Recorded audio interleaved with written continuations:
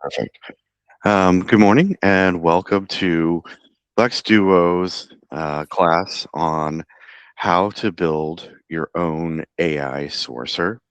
My name is Mike Wolford. I'm the CEO of Lex Duo, and I'll be your instructor for today's class. Just a little bit of background about me. I've spent almost 20 years in recruiting. I came into recruiting as an agency recruiter. I was then a sourcer and then a corporate recruiter. I've worked in agency, RPO, and in corporate. I've been a sourcer, a recruiter, a recruiting manager, and a sourcing manager. And my last position in day-to-day TA, well, I've spent the last 3 or 4 years really diving into artificial intelligence and how it impacts our industry and how we can get the most out of the tools that are now available to us. So in this class, we're going to be going over the steps to build a very basic app. Now, the nice thing about what's happening here and what my takeaway for you is I don't expect you to go away from this class being able to build commercially viable apps, right? You're not going to take this class and then go build an app, put it on the app store and make $1 million. There are levels of complexity. And enterprise software is more than simply developing a program. There's legal requirements, there's security requirements, there's things like SOC 2, ISO 9001. So we're not going to get into that level of detail. However, building a tool for yourself or your team is a totally different proposition. There's not nearly as many rules or regulations around what you build if you're not selling it. So as long as you're building a tool for yourself, you're really safe. And the nice thing about that is with a relatively small monthly investment. So I know a lot of us have tight budgets. If your budget is so tight, you don't think you can get $50 to $100 a month for the capability to build your own tools, maybe time to look somewhere else because that's a very, very minimal investment level in AI. If they're not willing to invest anything in automation, then you're not going to be able to compete against the other recruiters in the market who do have it. So this is a point where we're now forced to adapt, but we don't necessarily have the budgets. So what I'm going to try and do in this class is to teach you how to build an app that you can use for your own work that will be relatively inexpensive, something that'll cost you, 20, $30 a month, ideally, but also gives you 2 to 3 hours of time every day. So any questions before I dive in? No. Cool beans. So here's how we're going to go today. The very first thing I'm gonna do is I'm gonna walk through the process of creation and just kind of give you an idea of what that looks like, what the process is, and then we're actually gonna walk through it. So when it comes to building software, the nice thing about or apps or anything really is agentic AI has made it much. We're not going to really vibe code today. We're not really doing any coding. But what we will be doing is following the process. And I think this is one of the major takeaways I'd like you to have from this class today is that this is a very empowering technology and it makes things easier and more accessible. And I hope you'll see kind of where the future of work goes. To me, and I was just sitting, some of you may know Bill Borman. I was just with him in Canada about 2 weeks ago. And he was talking about how the role is evolving from actually doing the work to actually evaluating the work. And I think that that's going to be true not just in our industry, but in every industry. As automation takes over, what the job of the people will be to make sure that that's correct and that any exceptions get managed. So what we're going to do is we're going to go through the process of creating an app, but we're only going to do it in 60 to 75 minutes. So when you're creating an app 5 years ago, 10 years ago, before AI, what you do is you would go to a developer and you would say to this developer, hi, I'm a client. I have a business process that I want you to automate with your computer. And they would talk, the business analyst would then talk to the client and ask them about specifics, right? Get the details of what success looks like. And then from that, turn it into a technical requirements document to hand to the project manager for the software engineers. They divide up the work, they run in sprints, they deliver the work, they do the work, they deliver the work. The client does user acceptance testing, they make whatever modifications they need to, and then they give final delivery to the client. So we're going to follow a very similar process. The thing about AI is it allows us to not need the software engineers to develop software. And Google and Microsoft, and they're all moving this way. They are letting their software engineering teams go because more and more of their code is written by AI. So the very first thing we're going to do, and this is a tool, so this is a free training and you get a free tool as well. One of the questions I get asked frequently is, hey, Mike, I know you spend your time in AI. Which is the best model? I don't know, man. It depends on you and what you want to do, right? It's a very complicated answer sometimes. But there's this website right here. It's called arena.ai, if y'all want to go to that with me, for those of you following along at home. And this is a website built by an independent third party so that the major models would have data about how they compare in head-to-head competition. So it's totally free.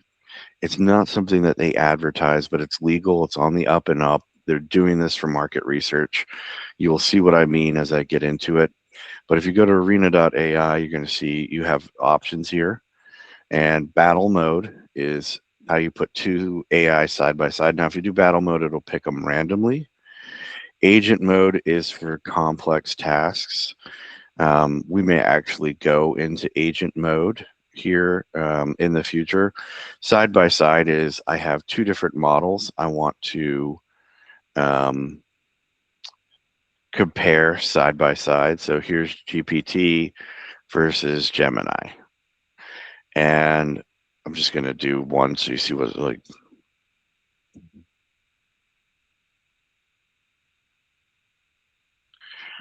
12, why is the sky blue? So this is a demonstration. So this is actually what the companies get from licensing the data for free. Again, you get access to ChatGPT 5.2, that's $20 a month. Gemini 3, that's another $20 a month. There's several models on here, each with about a $20 a month subscription fee. All in, you're looking at about $1,000 a month if you wanted to get all the models, or $1,000 a year. So there you go, just saved you the money.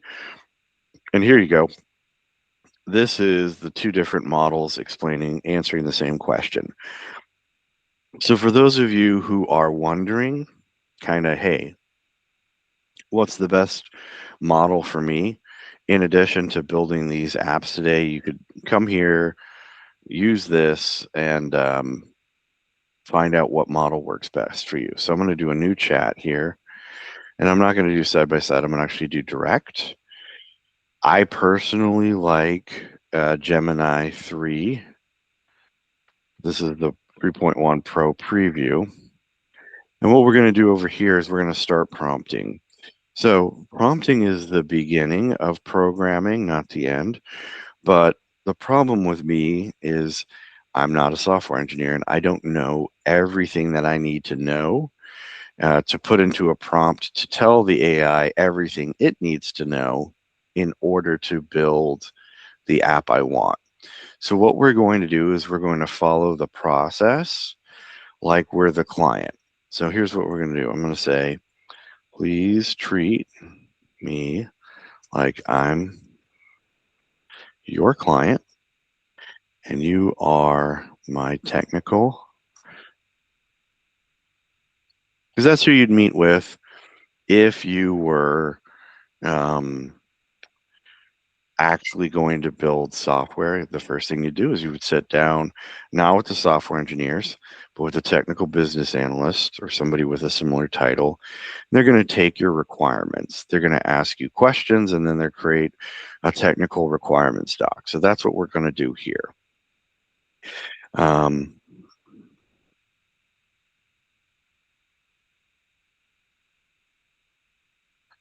so I'm first, when you're doing this, I'm telling it what rules to assume, right? I'm the client. You're the technical business analyst. Please ask me any questions you deem relevant. The outcome is a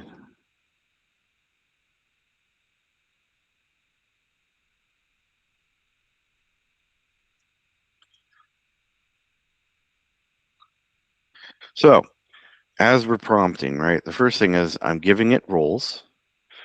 That's going to call into expertise. I'm telling it what I expect it to do, right? I'm expecting it to ask me questions. I'm telling it what the outcome I want is. So now I've set the stage. Now I'm going to tell it what I want. What I'm looking for,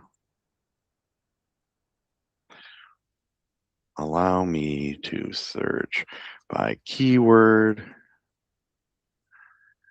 location, job title, right? I want to be able to find this information by using Google X-ray search. Before I go on, is everybody familiar with X-ray search? Everybody knows what that means? If you don't know what that means, let me know. Otherwise, I'm going to keep going. So I'm telling it what I want. I want to be able to search by these features. I want it to be able to search Google and use Google and X-ray search. Now, the funny thing is it understands what that means. It knows what X-ray searching is. Not a lot of people outside of our profession know that, but this is the benefit of talking to an AI. So I told it what I want inputs. I told it what I want it to, how I want it to work. Now the outputs. Would like the outputs to be the prospect name,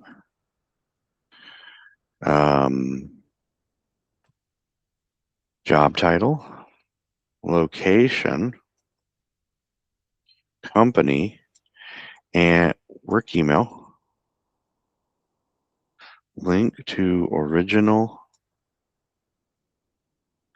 data, and I'd like to be able to export the results into an .xls spreadsheet. Okay, everybody with me so far? Yeah. So if you have context or things you want to add or examples, this is a good place to go. Now, it's tempting to come in here and go to build apps and websites. I actually don't want to use this. You can, but that's going to take you down the vibe coding trail. The challenge with vibe coding isn't necessarily building the functionality of the app, it's building the back end. So there are tools that are inexpensive. They start for free that I would recommend using instead of vibe coding. So Lovable, I think there's a $20 a month plan, but if not, $49 a month. It's what we use to build apps for our clients. It's nice because if you're going to build an app that you're actually going to use, it does need to have some infrastructure on the back end, and it does need to be somewhat secure. So when you're building in, and I use Lovable, there's more than one. I'm not endorsing any one person or company. Lovable gives you 5 credits for free, so you get basically one chance every day to try and build something with Lovable. Um, that's fine. Build 44 is out there. Maker is out there. There's several. I do not recommend taking the vibe coding option unless you've actually been a software engineer before. Um, and even if you have been a software engineer, the amount of time it's going to take to code a back-end solution, vibe coding, isn't worth the effort, right? For $50, you can get this all taken care of. Why would you spend your entire weekend, 16 hours of the weekend trying to save yourself $50? And for maybe something that does or doesn't work as well. So this is the first prompt. Um, what I need from you, I'm looking for from you. Thank you. Thank you. Right? Does everybody else say thank you and please to their AI? So, yep. You don't want to know if I'm a robot. It does this more and more often to me. I don't know why. It's very frustrating. Like bridges, really? I mean, these are. I don't know. So it's going to come back and ask me some questions. Um, and I'm going to do my best to answer those. So here it goes.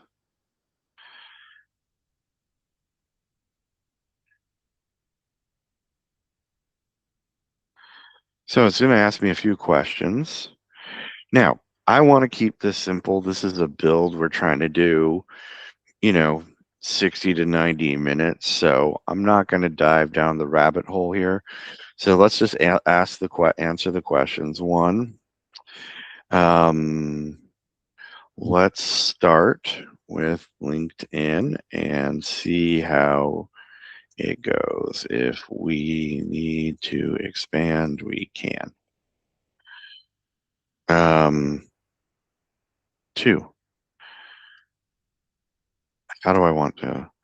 Here's how. So what I'm doing here, and this is again why it's so empowering, I think, for recruiters, is I was a sourcer. And every morning I did my 2 hours of research, right? Get my cup of coffee, put my headphones on, and I would start doing my homework. Now, what I discovered is I don't love, especially as a sourcer, being reliant on emails through LinkedIn. I came through an agency, so I was used to cold calling people at their desk. That's where they were, right? During the day, they're not at home, they're at their desk. So I started trying to message people at work. Um, I discovered early on as a sourcer that there's two primary email formats in the world: first name dot last name at company.com, and then first initial last name. That's about 98% of all email addresses. And I used to go to company websites and look for like press contact or something like that. But actually, I got Google, and I would go and I would just Google the email address format of a given company, and then the first or second result would be that.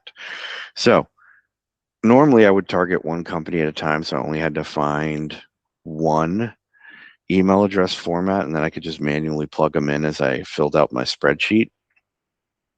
What I'm showing you took me about 2 hours every single day. This isn't going to take 2 hours, and it's going to take my 2 hour task and get it down to 2 minutes. So it's asking me about emails. Now I could try and hook it to Hunter or Lucia or something like that. I haven't had a ton of luck with those, and it's not the way I would do it anyway. Those things cost money. You get some free credits with some of these tools, but honestly, I'm just going to have it tell it to do it the way I did it. So this is what's so empowering. I don't think very many people do this sourcing the way I would do sourcing. But that doesn't matter. I can now tell it to do it the way I want it to do it and automate effectively my personal process. So with that email domain, After the first search, you have the candidate name and email, or candidate name and company. I want you to conduct a second search, the email address format of that company, and apply it to the candidate name and put the email in a new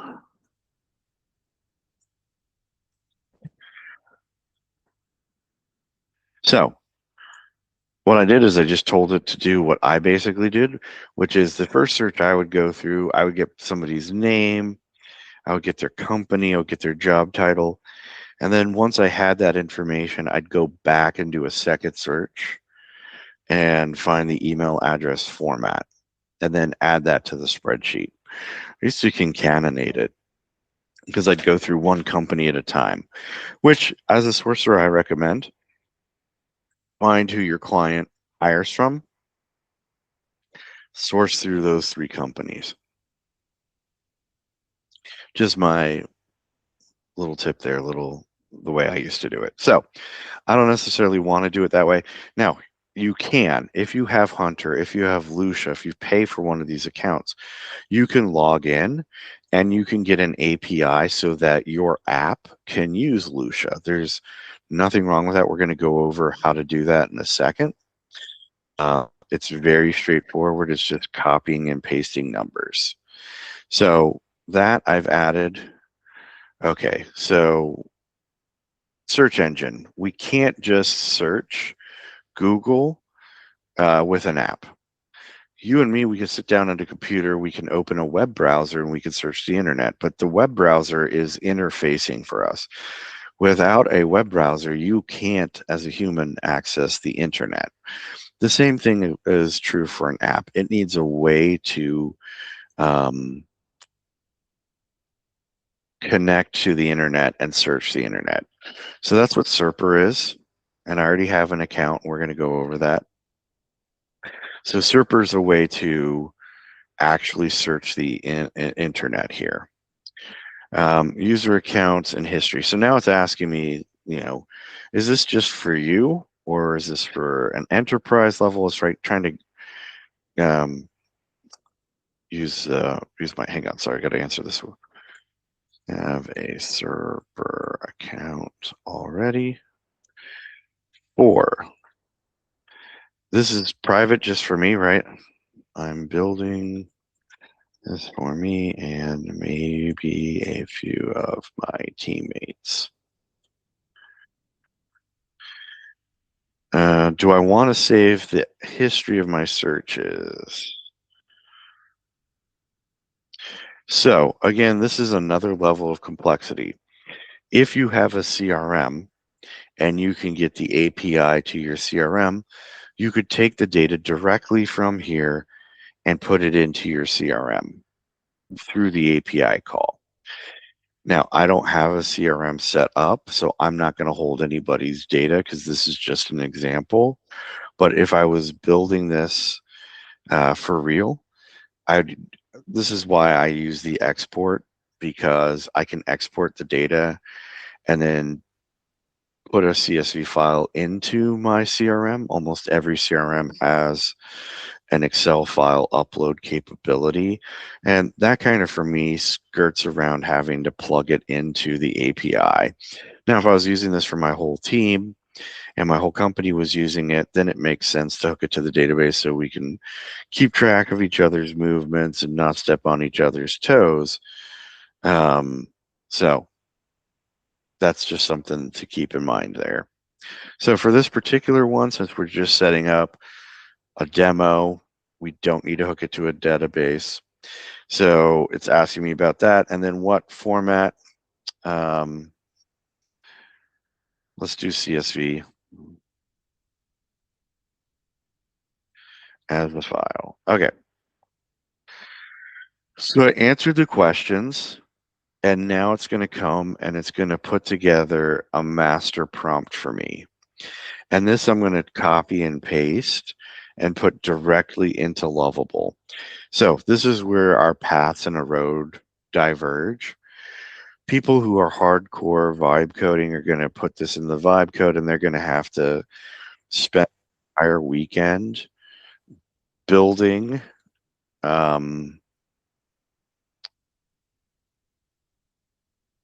sorry, I can't let the note takers in. Um, building all of the back end. So here you go. It gave me this, and this is what we're looking for, right? This is the level of detail that the AI. Now, I'm never going to prompt this. I'm not this detailed, right? It's telling it, here's your tech stack, right? Searcher. It gives it all of this information, CSV export, UI guidelines, right? Blue, white, suitable for, you could change this, right? It's just telling it what to look like. I'm actually going to copy this. This is an example of something I've built before in another class. So, right, master prompt, same sort of thing. I pasted in here. And I'm going to go back and forth. And this is just deploying, right?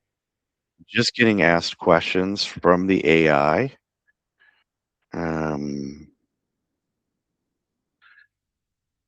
I'm just going to answer them. So once we have our master prompt, copy, paste, put it into Lovable. Now, the first thing it's asking for is it wants my SERPer and Hunter API keys.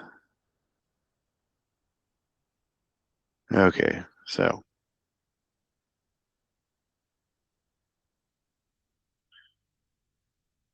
it executed my original plan, but there's challenges, and there's always going to be. No one gets this right the first time. So what you're going to do, and what I love about this, is there's two ways to view this.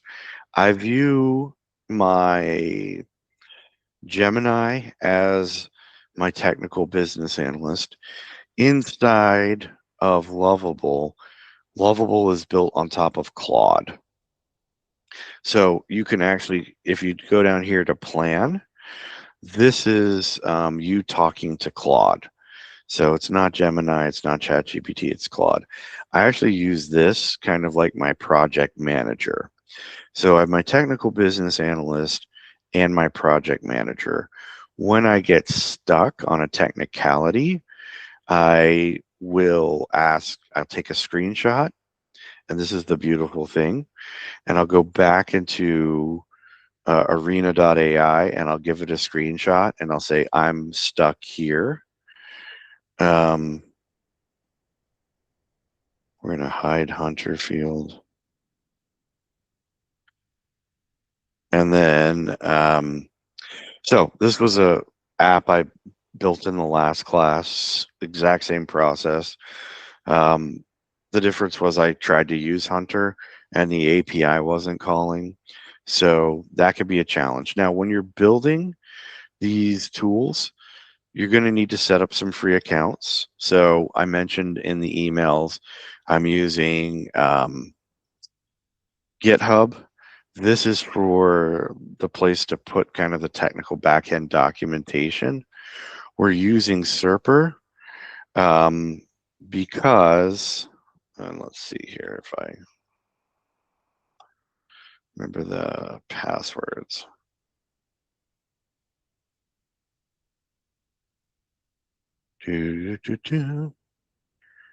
Nope.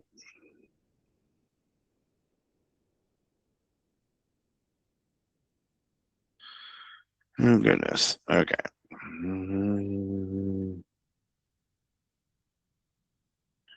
Let's see. I think it's this one.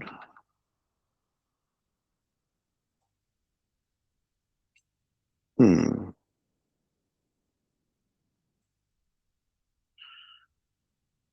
Okay.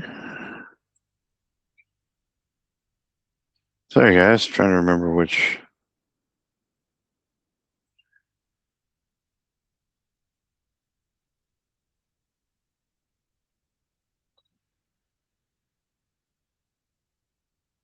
Okay. I may have to.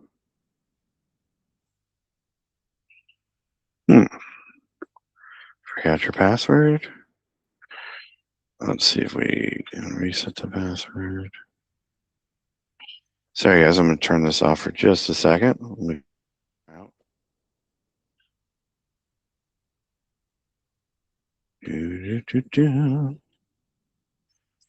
And this is totally normal. Like, it's never a straight line when you're doing a build.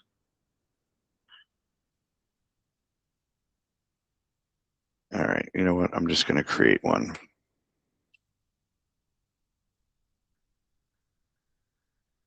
Serper.dev.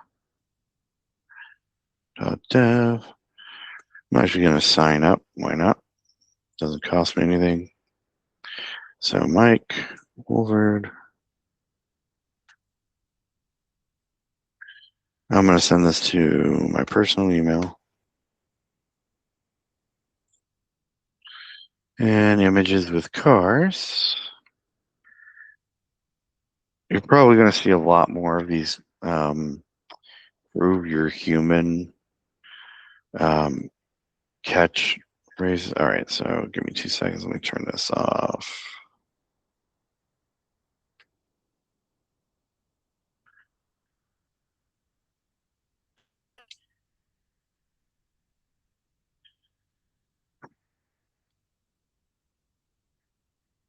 Stop staring. All right.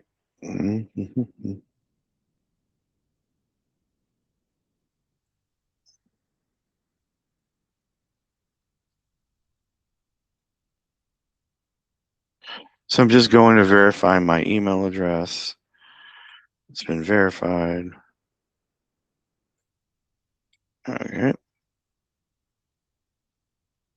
So I'm going to come over here. It's going to give me my API key. So I'm actually going to have to turn this off again for a second. Stop sharing because I need to reveal the API key to copy it. So I now have my API key. I copied it from Serper. And now I'm going to go back here.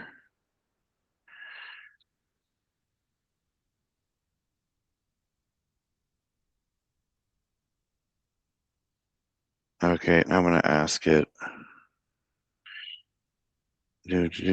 Plan. I want to add my Serper PI key.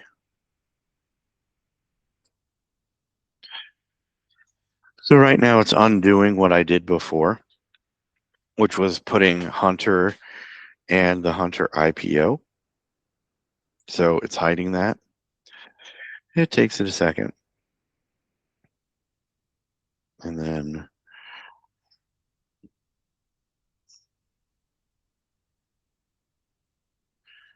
okay. I want to add my Serper API key.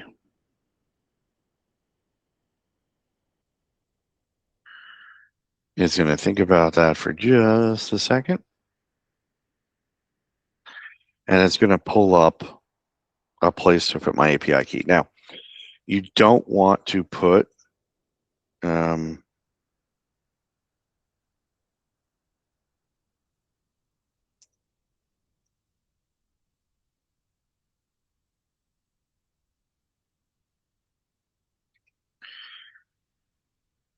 so you don't want to actually give it the API key right here in the code because it will show up.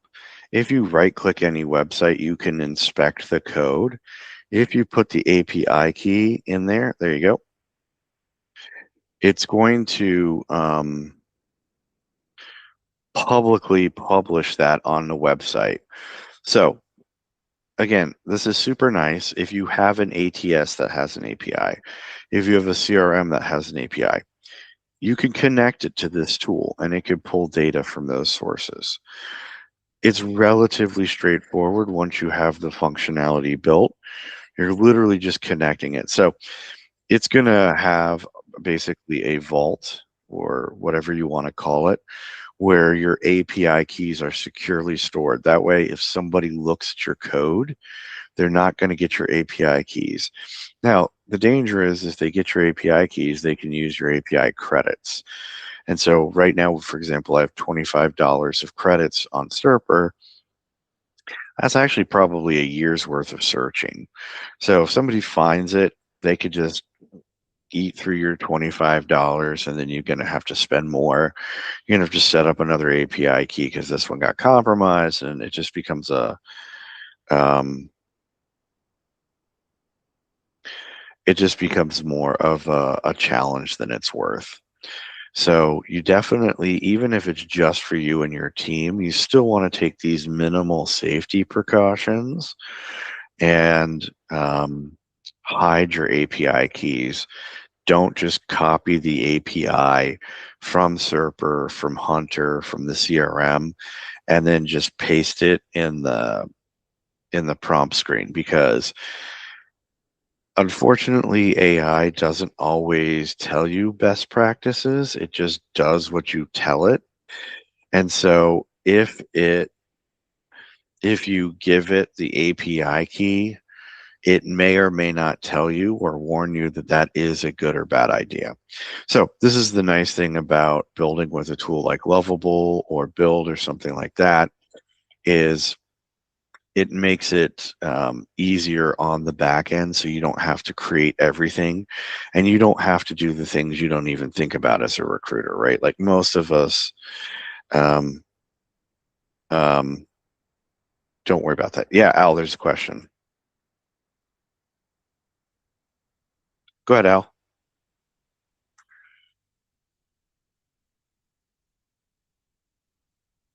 Al, did you have a question?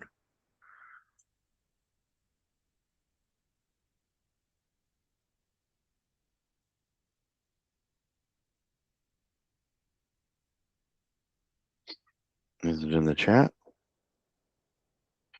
Al, did you accidentally hit the button? You still with us? Okay, I'm gonna guess that's an accident.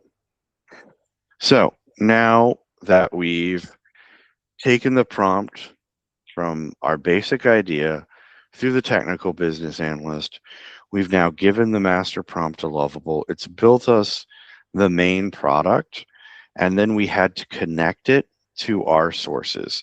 So if you don't have a GitHub, sign up for GitHub. It's free.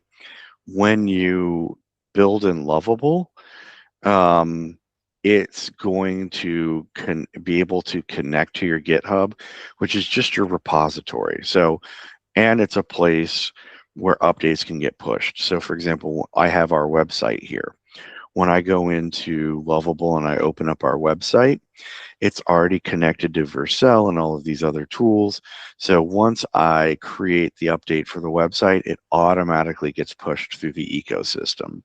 So if you're looking for a tool and you're going to be updating it, create a login for GitHub. When you publish your first app, log in, use your login, and give your login to Lovable or Maker, whatever tool you're using. Use the app, close the search form is ready. I'm not seeing anything.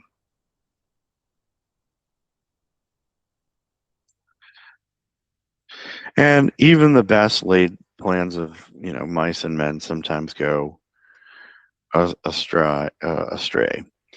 So right now it's kind of having a hard time. And this is the other fun fact that they don't talk to you about. Just because you're clear and concise and you're doing exactly um, what you should be doing doesn't necessarily mean that the AI is going to cooperate. So don't feel too frustrated. It's not a perfect tool. It does make mistakes. Okay. So now we're really stuck here. So I'm going to go back. So I have no idea what that's doing, and I don't want to troubleshoot during class. No, here we go. All of a sudden now this works. Okay, so let's try this. VP of Sales. I don't know, Atlanta.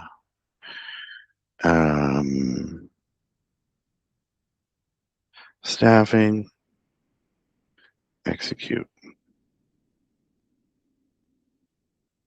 Okay, this isn't bad. So what we got here is a list of 10 prospects, and there's not sufficient data here. But here's the default pattern. So this is Brad Wolf at yoursaleshunter.com. Let's see if this link works.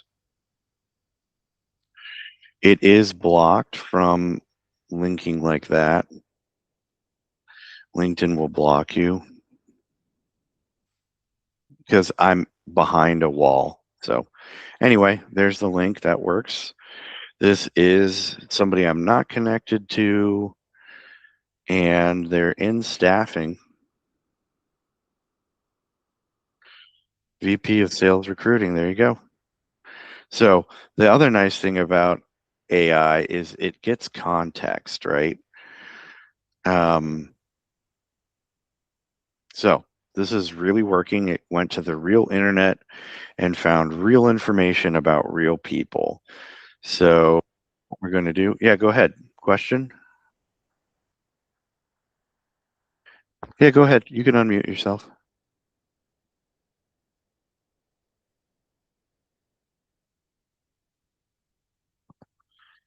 Hey, go ahead with your question.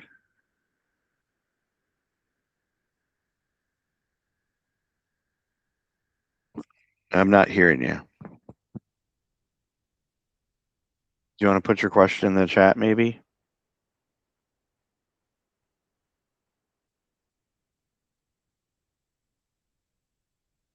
Okie dokie. We'll go back to this. So, as you could see, we're not even 45 minutes in, and we already have our working app. Everything here is functioning. I can go to the next 10.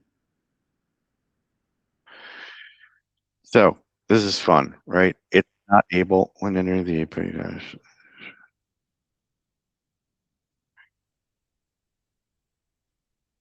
Some secrets in the cloud are in it. You could do either. So Al, that's a good question. The question is, when you put the API key, should we set up secrets in the cloud or enter it to the settings? I don't put it in the cloud. I put it in the very specific. Now, if I wanted to see it,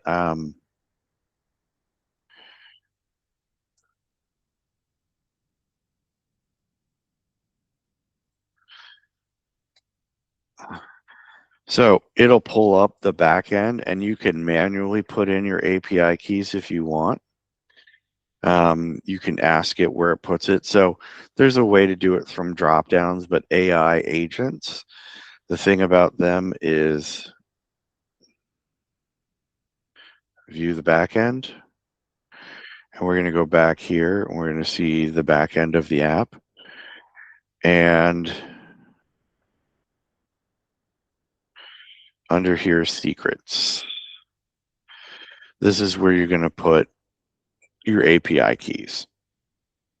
So it's got a few I've already put in from other trainings, but this is where the secrets will be. And that's where I recommend you put them. Okay, next question. Okay, cool. Do we have any other questions?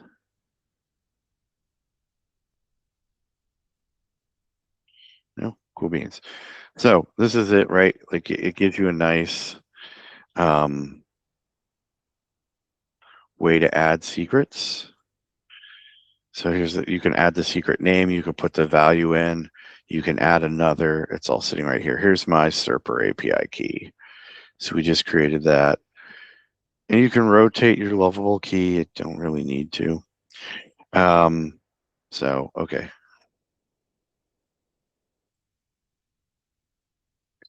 Go back to the user interface. Now we're coming down the home stretch actually with our app. So I like to plan 2 hours because I don't know how many questions I'm going to get and I don't know the level of everyone's engagement. But from here, what we do. So if you were just using it yourself and you didn't want to give it to anyone else and you just wanted to try it, you're done. We're far enough along in the process that the app works, it's connected to the internet, it's functioning the way I asked it to function. Maybe at some point in the future, I could upgrade it. I could have it search other sites besides LinkedIn. I can give it access to other like email. So if I had Apollo or if I had a Hunter or an email finder, as long as I have the API key to that tool, I can plug it in here. So I'm going to pause and ask if we have any questions.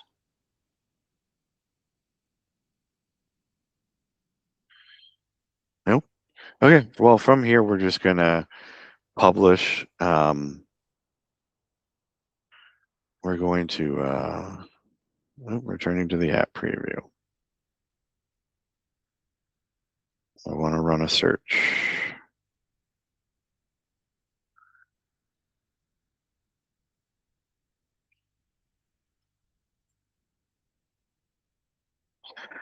So this is just being a little bit whatever. So I'm going to go back here. I'm going to reload it.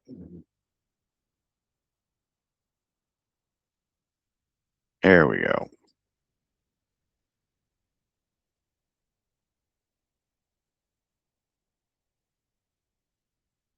So let's try this again. Again, I'm just VP of Sales. Seattle. Staffing. Now this is nice, again, because it understands VP of Sales is a level and not necessarily in quotes. And it understands staffing is an industry. The thing that I've had problems with, for example, with LinkedIn search is I used to be a recruiter at Capital One, and I was a tech recruiter, and we wanted people with banking industry experience. The problem was software engineers, like a lot of professionals, are split on their industry. About half of people say their industry is the industry that their company is in. So if you work for Capital One, you'd be in banking or Bank of America. Others say, I'm a software engineer. I'm in engineering. That's what I do.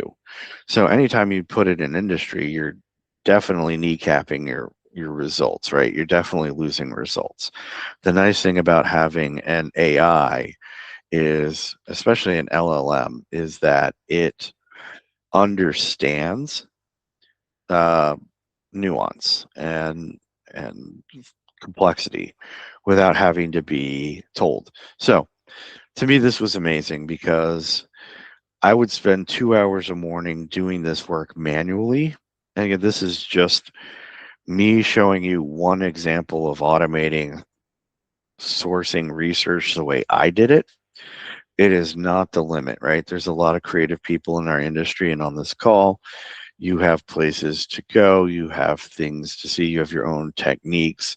What I'm hoping you're picking up is this is a way for you to automate your own processes so that you're faster, because this is what we're going to be asked and expected to do in the future. So we have all of this. If I want to use it just for me, I really do not need more.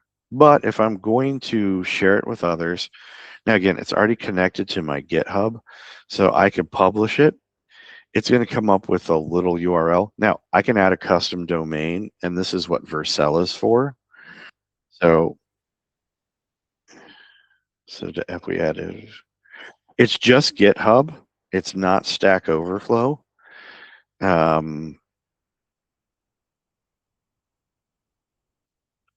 It's not even under settings. So what you would do is once you're here, there's actually a GitHub login right here. So if you're in Lovable and you've created an account, you can log in and you could click on your GitHub and it will ask you to log in. Once you log in, then it has your GitHub. And the nice thing about that is as you publish updates, if you have it in GitHub and you have this attached to it, it'll push the updates out to your GitHub automatically. If you're putting it on a website, it'll update the server. So to me, that's super nice. So publish is totally, it'll give you this little website. This is free. If you're building it for just you and your team, this is fine. Vercel is a free web hosting service.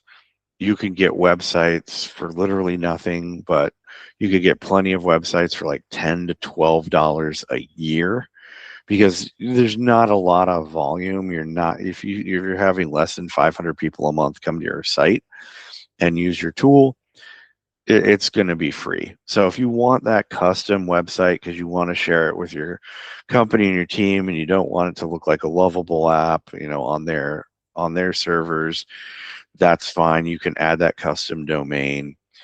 It'll show you how many visitors you have if you publish it. You can review the settings, so who could see the website. I can password protect it. So some of my clients, they have me build an app for their entire team, and I will you can actually just tell the AI, hey, I want to put a login screen in front of the app so that people need to log in before they access it.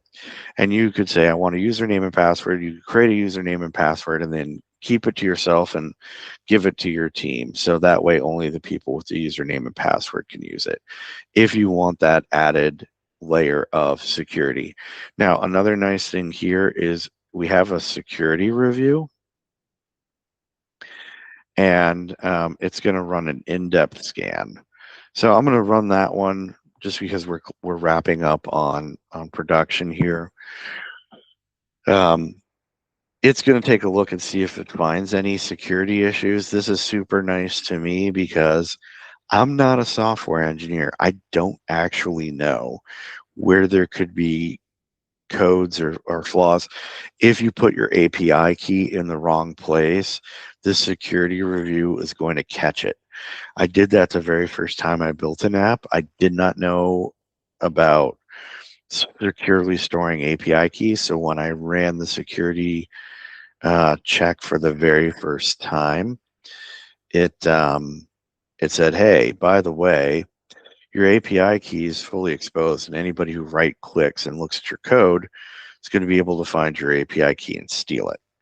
So I would have never known that was an issue, and I would have just gone ahead and published. So this is why, again, I think using a combination of an AI, a combination of AIs is the best because you don't actually have to build everything. So, okay, we're not seeing any, I have no idea how long that's gonna take. But once that's done, then we just hit publish. We're more or less done with the build today. Do we have any questions?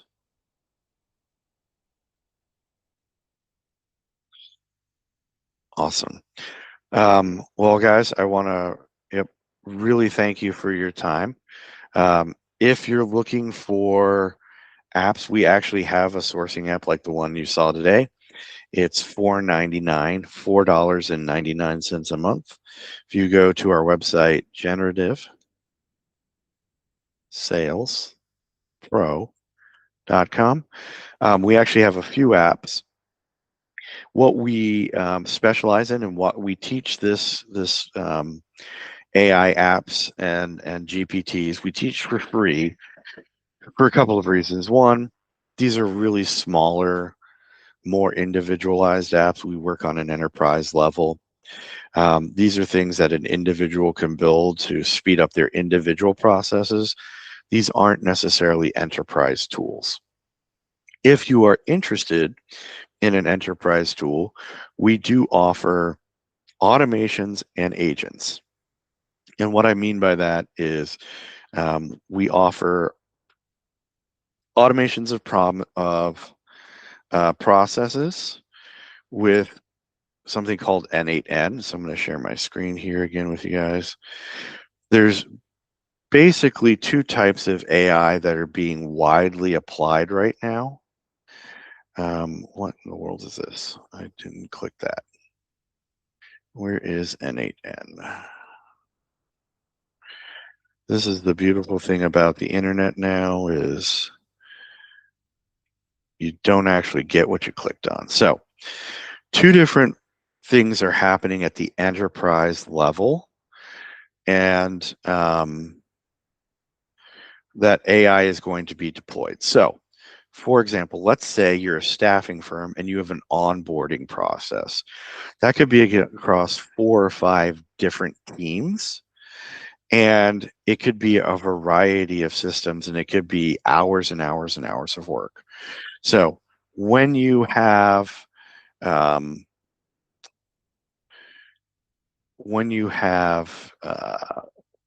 something like that, building an automation is incredibly valuable, because what you need is you need to do one thing step by step. Follow the same steps, the same exact process every single time. So step 1, step 2, step 3, right? And it's usually like the I-9 verification. If they're a Canadian, we need a TN visa. If they're an American, we need a passport or a social security card, birth certificate, right? And then the process doesn't necessarily just flow all the way through. It starts and stops. So this is what workflows are for. So let me see if I could find one here. Supercharger CRM, IT operations. So here you go.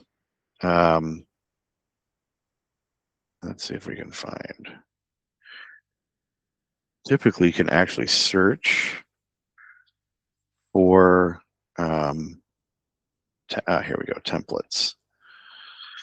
So the other nice thing about N8N is a lot of what you want to do, onboarding automation. So it will show you how it works. Oh, we're not getting to see the actual workflows anymore. Oh, here you go. This is what it'll look like. This is what a workflow looks like. And it's just step 1, step 2, if A, then this, if B, then that, right? I have a client who is a staffing firm. They're onboarding 50 to 100 people a week for their staffing business. So it takes 2 to 4 hours to onboard somebody with all the manual clicks. With automation, it takes about 12 minutes to do the entire onboarding process. So if you have a process that's the same, for example, onboarding people, that is every time, workflow automations are a place where you should consider investing, for the simple reason that it's very low risk, very high reward. You're not asking it to make any decisions. You're just automating a process that is legally required to be done in some sort of conforming way. So AI is great at that. You're going to put a model like GPT-4o, which is an older model, which costs you less, and you're going to run that automation. And so onboarding goes from taking 2 hours to taking 2 minutes. This is the first power of AI that gets very much overlooked. So if you're working for a company where you're doing a lot of that, please drop us a line after the training. We'd be happy to talk to you about that. The other thing that AI is doing is creating agents, right? We've heard this term agent. It's been used a lot in a lot of different contexts. We've had agentic AI, but now we have true agents. And what true agents are, and this is what we actually build, are commercial agents, enterprise level agents. So we will build you a sourcer. It will identify, qualify, engage, qualify, and submit candidates into the pipeline in an automated fashion. Now, there's some laws around how much can be automated. So, for example, I can't have it just do a search, tell it I have this job, go fill it. It does have to come back to me and say, here are the people I want to contact. Here's the message I want to send them. Do you approve? Otherwise, there's spam laws. But fundamentally, you could turn your sourcing over to an agent. There are companies that are already doing this. There are agents, and I want to be clear about this. There are agents in the field deployed today. They're not theoretical. They have made actual placements of actual human beings in actual jobs. So agents are here. They're here now. It's just a matter of adoption, because you could pay $25,000 to $35,000 for an agent that works 24 hours a day and could support 20, 30, 40 recruiters simultaneously, or you could pay a sourcer like me, $120,000 to $150,000 a year, and I'll be able to support 5 recruiters. So this is going to happen. Companies are going to make this move, and if you're in a position where you feel like your company is ready to make that move and you're ready to start building agents, we'd love to build you an agent as well. Everything we build is SOC compliant, GDPR compliant. Our version, we actually give you a machine. So we give you a server to run the AI on, because a big part of the cost of running an AI is going to be the tokens. It can run you thousands of dollars a month. So that's a little bit about us and kind of where we are. We definitely want to engage with the community and teach people. If your company would like a complimentary session, please let us know. If you found this class at all helpful or useful, please write a review on your LinkedIn or on your socials and tag me. But if there's no other questions, I'm going to give you guys back some of your time. All right. Well, thank you everybody so much for joining. I hope you have a great weekend, and please let me know if we can help you. Thanks so much and have a great day.